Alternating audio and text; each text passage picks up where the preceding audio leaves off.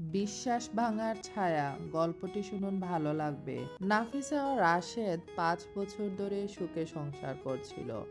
একে অপরকে ভীষণ ভালোবাসতো, বিশ্বাস ছিল অটুট।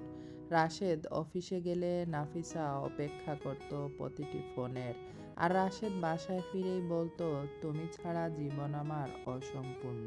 কিন্তু একদিন হঠাৎ নাফিসার বান্ধবী রুমি তাকে বলল, তোমার রাশেদের আচরণ বদলে গেছে। তার ফোনে আমি মেয়েদের নাম দেখেছি। নাফিসার মনে তখন সন্দেহ ঢুকে পড়ে। সে আর রাশেদের চোখে চোখ রাখতে পারে না। প্রশ্ন, দূরত্ব, ঝগড়া সব যেন বিষ হয়ে উঠল।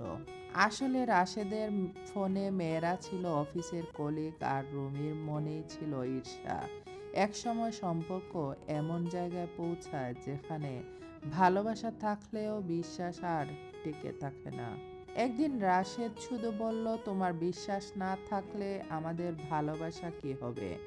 এখানেই তো মৃত্যু হবে ভালোবাসার। আর এভাবেই তৃতীয় একজনের সন্দেহ ছড়িয়ে দিল, দুজনের সম্পর্কের মধ্যে বিষ ঢুকে পড়ল। ভালোবাসা কি জানেন? ভালোবাসা যতই গভীর হোক, তাতে যদি বিশ্বাস না থাকে আর মাঝখানে কেউ ঢুকে পড়ে, তাহলে সেই সম্পর্কের শেষ শুধু দুঃখ আর দূরত্বে। সবার ভালোবাসার বন্ধন অটুট থাকুক।